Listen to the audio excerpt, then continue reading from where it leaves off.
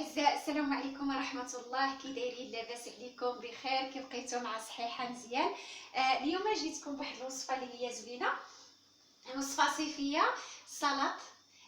كتصلح ماكله وفي نفس الوقت اللي بغى يديرها بحال دابا مثلا كيدير الحوت ولا كيدير القطنيه ولا شي حاجه، كيزيد معها هاد السلطه اللي هي زوينه بزاف، بسيطه في التحضير، ولكن زوينه وغنيه بزاف للجسم. بسم الله نبدا معكم المقادير. بسم الله. مشاهدي الكرام، عندي هنايا جوج بطاطات انا سلقتهم وقطعتهم طريفات. عندي هنايا الباربه، جوج حبات ديال الباربه. خلاص، هذا ديال التزيين. عندي فيه دايره هنايا الخس والمعدنوس. بسم الله مشاهدي الكرام، انا دابا غادي نخلط بطاطا بوحديتها، شويه ديال المعدنوس، الخل على حسب الذوق. عندي هنايا بصله صغيره قطعتها،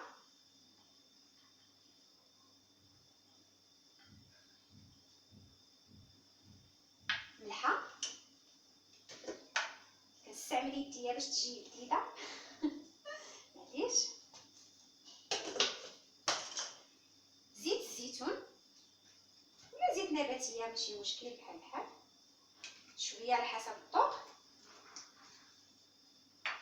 وكنخلط بيديا.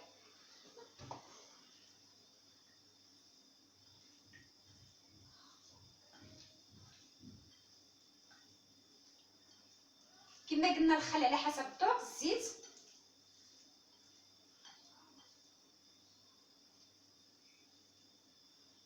مشاهدي الكرام غنضيف هنايا في الطبق ديال التقديم فوق الخس شويه د المعدنوس هكذا بوحديتها،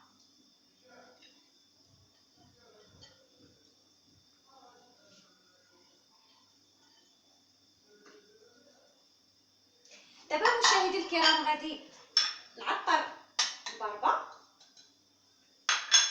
نفس المقادير، معدنوس اللي بقى ليا، بصله، شويه الزيت،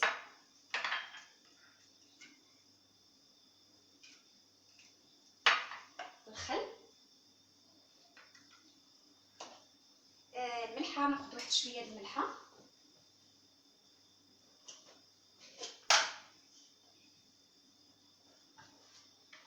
دائما على حسب الذوق.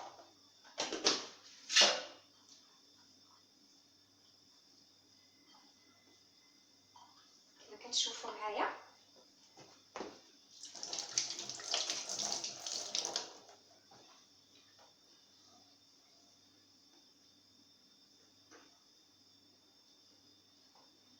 غادي نجيب الباربه ديالنا وغادي نحطها في الوسط، كتجي بحال شكل وريضه.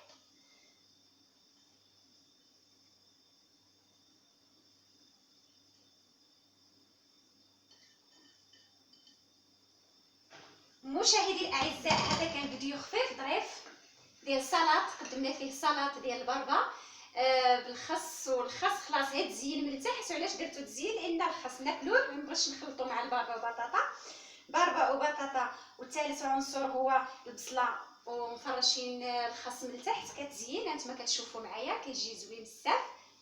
مشاهدي الاعزاء، كانت هذه سلطه خفيفه، يمكن تناولها بوحدها ويمكن تناولها مع الاكل، الطبق الرئيسي يكون شي حاجه مثلا الحوت، القطنيه، ولا اي حاجه، حتى الطاجين ديال اللحم ولا الدجاج، وتحط هادو الطويصلات هذا مفرقين. بالنسبه الا كنتي بوحدك ماشي مشكل، واخا تحطها هكا. مشاهدي الاعزاء، كان هذا الطبق الرئيسي اليوم اللي هي الشلاضه. شكرا لكم، في امان الله.